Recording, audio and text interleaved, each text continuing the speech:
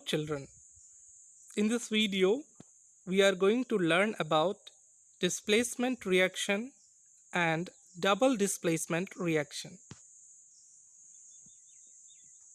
Student, displacement का मतलब होता है किसी चीज़ को रिप्लेस करना, उसे अपनी जगह पर से हटा देना। तो आप देखेंगे ये रिएक्शन, डिस्प्लेसमेंट रिएक्शन, ऐसे रिएक्शन होते हैं जिसमें एक एलिमेंट दूसरे एलिमेंट को डिस्प्लेस करता है जो किसी कंपाउंड के साथ होता है। इसका मतलब ये है कि एक एलिमेंट किसी कंपाउंड में पाए जाने वाले दूसरे एलिमेंट को वहाँ से हटा करके वहाँ पर खुद चला जाता है। तो यहाँ पर आप देखेंगे स्टूडेंट, इसे एग्जाम्पल से समझने की कोशिश करते हैं। सबसे पहले देखें आयरन नेल। पहला एग्जाम्पल है, जब हम आयरन नेल को प्लेस करते हैं कॉपर सल्फेट सॉल्यूशन में तो आयरन नेल ब्राउनिश कलर का हो जाता है और कॉपर सल्फेट जिसका कलर ब्लू होता है उसका ब्लू कलर जो है वो उड़ जाता है, ब्लू कलर ख़त्म हो जाता है। तो स्टूडेंट ऐसा इसलिए होता है क्योंकि देखिए जो ओरिजिनली जो कॉपर सल्फेट है वो ब्लू कलर का होता है और आयरन नेल जो है वो या तो सिल्वरी कलर का होगा या फिर वो ब्लैक होगा। तो जब हम इस आयरन नेल को कॉपर सल्फेट में के सॉल्यूशन में डालते हैं तो आयरन नेल का जो कलर होता है वो आप देख सकते हैं ब्राउनिश हो जाता है और दूसरी तरफ जो कॉपर सल्फेट है उसका जो कलर होता है वो जो ब्लू कलर है वो उसका फेड अवे हो जाता है, ब्लू कलर उसका उड़ जाता है। तो इसके पीछे स्टूडेंट एक जो रिएक्शन है वो ये है, इसका जो रीज़न है वो ये है कि जो आयरन है, जैसे ही हम आयरन नेल को डालते हैं कॉपर सल्फेट सॉल्यूशन में, जो आयरन है वो कॉपर सल्फेट में से कॉपर को डिस्प्लेस करके सल्फेट के साथ खुद जुड़ जाता है और फेरस सल्फेट और कॉपर का फॉर्मेशन करता है। तो यहाँ पर इसके लिए आप केमिकल रिएक्शन में देख सकते हैं student, iron reacts with copper sulphate, iron nail जो कि सॉलिड स्टेट में है कॉपर सल्फेट के साथ रिएक्ट करता है। कॉपर सल्फेट एक्वस मीडियम में है, वो उसका सॉल्यूशन है कॉपर सल्फेट का सॉल्यूशन। और रिएक्शन के बाद आप देखें कि आयरन ने कॉपर को डिस्प्लेस कर दिया और उसने फेरस सल्फेट बनाया जो कि एक्वस स्टेट में है और आप देख सकते हैं कॉपर डिस्प्लेस्ड हो चुका है सॉलिड स्टेट में। तो चूंकि कॉपर डिस्प्लेस्ड हो गया, अब वो सॉल्यूशन उसमें कॉपर सल्फेट नहीं रहा, इसकी वजह से उसका जो ब्लू कलर है वो गायब हो गया। और फेरस जो आयरन नेल था पहले वो उसमें वो अब देख सकते हैं कि वो उसमें सल्फेट, उसका अब सल्फेट बन चुका है, वो उसने फेरस सल्फेट बना लिया, इसलिए उसका जो आयरन नेल जो है वो उसका जो कलर है वो ब्राउनिश हो गया है। तो यहाँ पर आप देख सकते हैं आयरन नेल और जो कॉपर सल्फेट सॉल्यूशन है दोनों के कलर के चेंज को दर्शाया गया है। आयरन नेल पहले सिल्वरी कलर का था और जब रिएक्शन के बाद जब इसने कॉपर को डिस्प्लेस कर दिया तो ये अब ब्राउन कलर का हो गया है क्योंकि अब इसके ऊपर परत चढ़ गई है अब फेरस सल्फेट की। और फिर आप देख सकते हैं copper sulphate solution blue colour का था और रिएक्शन के बाद वो ब्लू कलर गायब हो गया क्योंकि वहाँ पर अब कॉपर सल्फेट नहीं है, वहाँ पर अब फेरस सल्फेट पाया जा रहा है।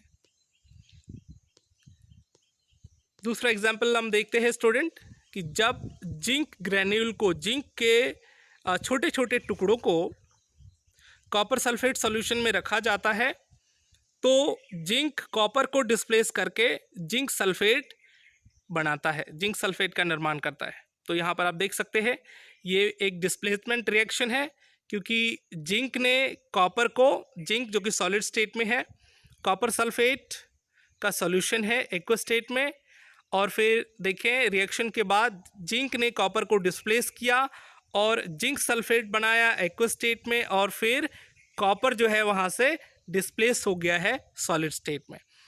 तो आप देख सकते हैं स्टूडेंट यहाँ पर ये दोनों ही रिएक्शन जो है वो डिस्प्लेसमेंट रिएक्शन है, क्योंकि इन दोनों ही रिएक्शंस में एक एलिमेंट ने दूसरे एलिमेंट को जो कि कंपाउंड के फॉर्म में था उसको डिस्प्लेस करके उसके जगह पे खुद जुड़ गया है। तो एक इम्पॉर्टेंट चीज़ जो यहाँ पर आप ध्यान में रखेंगे स्टूडेंट वो ये है कि कोई भी एलिमेंट उसी एलिमेंट को डिस्प्लेस कर सकता है जो उससे कम रिएक्टिव हो, जो ज़्यादा। तो यहाँ पर आप देखें नोट में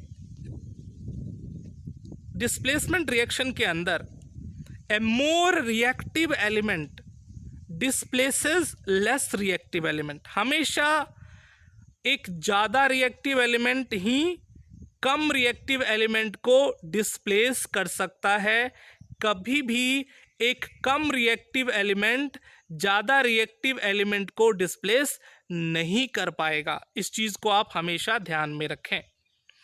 और इसके लिए स्टूडेंट हमने आपके लिए रिएक्टिविटी सीरीज़ ऑफ मेटल्स यहाँ पर एक छोटा सा सीरीज़ दिया है।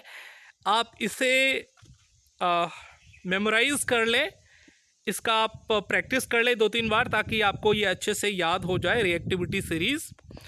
इसमें आप देखेंगे ऊपर से नीचे तक जो भी आपको एलिमेंट्स दिख रहे हैं वो रिएक्टिविटी के घटते हुए क्रम में है, जिसका मतलब ये है कि जो सबसे ऊपर में एलिमेंट है, जो सबसे ऊपर का मेटल है, उसकी रिएक्टिविटी सबसे ज़्यादा है, और जो सबसे नीचे का एलिमेंट है उसकी रिएक्टिविटी सबसे कम है। तो जैसे जैसे आप इस रिएक्टिविटी सीरीज़ में नीचे आएंगे रिएक्टिविटी घटेगी। तो आइए स्टूडेंट सबसे पहले हम यहाँ पर रिएक्टिविटी सीरीज़ के जो एलिमेंट हैं उन्हें हम देखते हैं।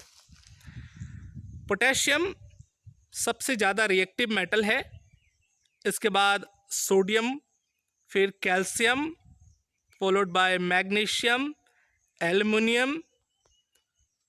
तो ये सब वैसे मेटल्स हैं जो एटॉमिक नंबर 1 to 20 के बीच आते हैं, और फिर एक हाइड्रोजन जो है वो बहुत आगे आपको मिलेगा। उसके बाद आप देखें जिंक, एल्युमिनियम के बाद zinc, iron, tin, lead, Sn, Pb, और फिर आप देखते हैं हाइड्रोजन को, और हाइड्रोजन से भी कम रिएक्टिविटी होती है कॉपर, मरकरी, सिल्वर और गोल्ड की। गोल्ड सबसे लीस्ट रिएक्टिव मेटल होता है। तो स्टूडेंट ये जो रिएक्टिविटी सीरीज़ है आप इसको मेमोराइज कर लें।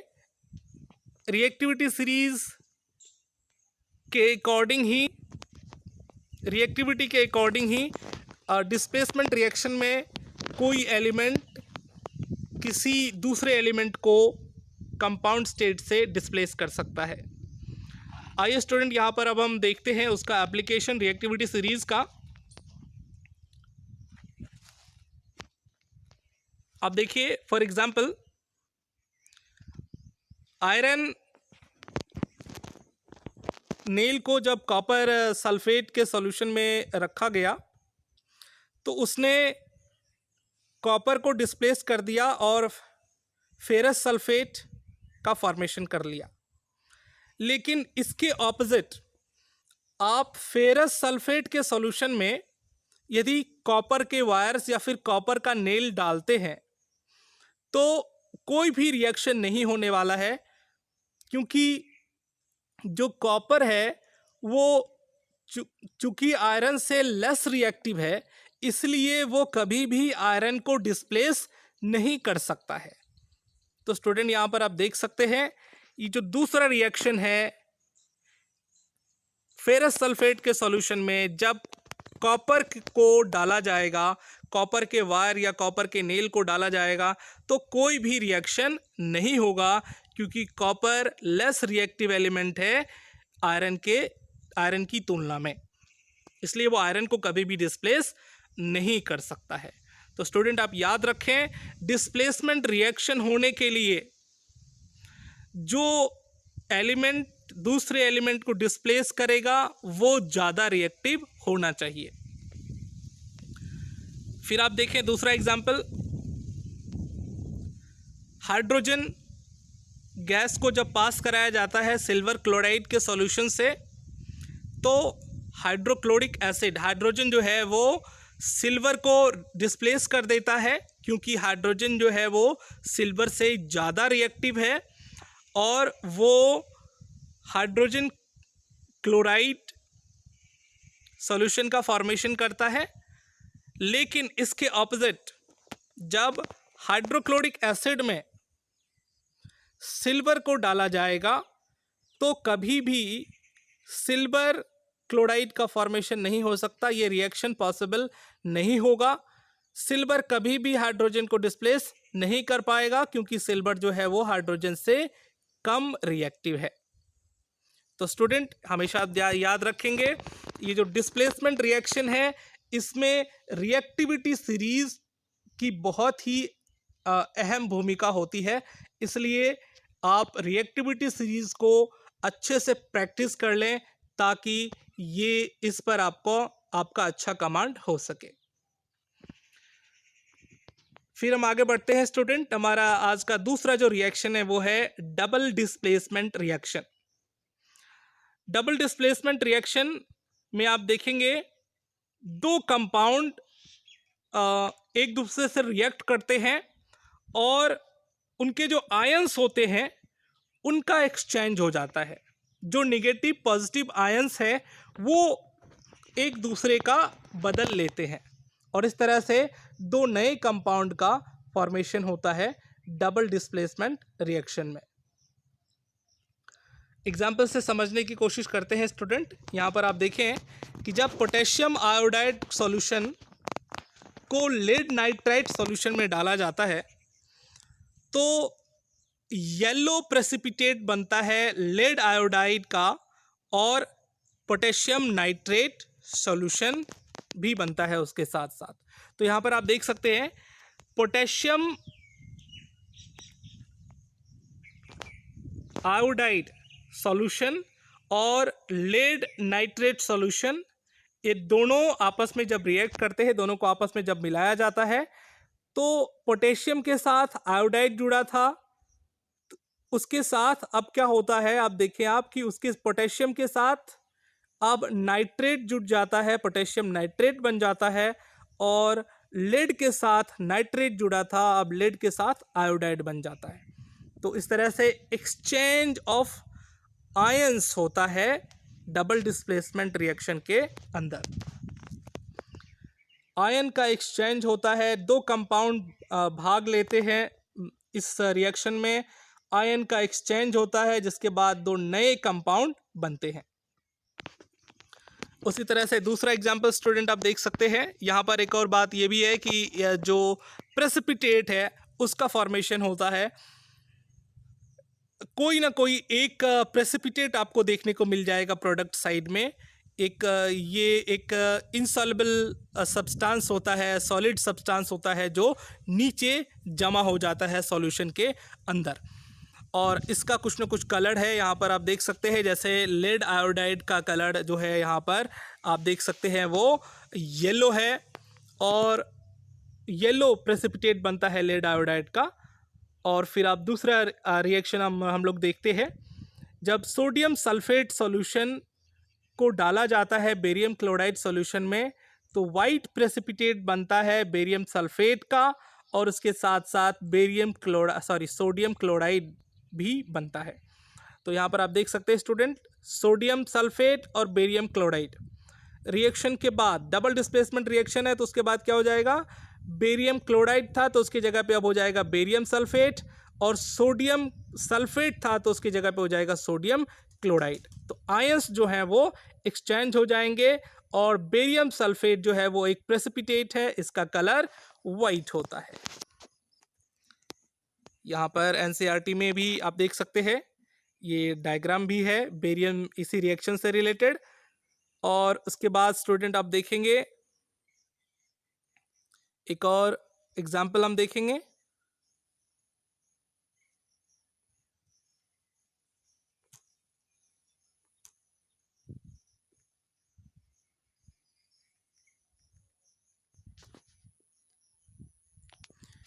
यहाँ पर जब हाइड्रोजन सल्फाइड गैस को पास कराया जाता है कॉपर सल्फेट सॉल्यूशन से, तो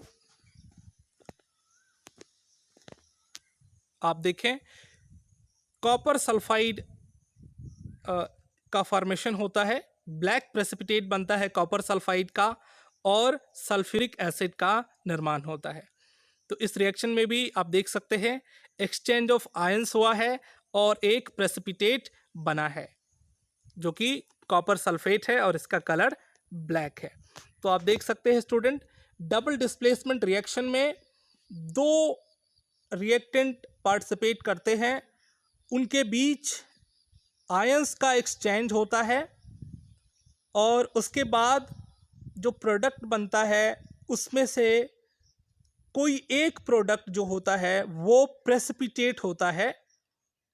और यहाँ पर आप देख सकते हैं ऐसे रिएक्शन में जो अधिकतर रिएक्टेंट जो होते हैं, अधिकतर रिएक्टेंट और प्रोडक्ट साइड में भी आप देखेंगे तो वो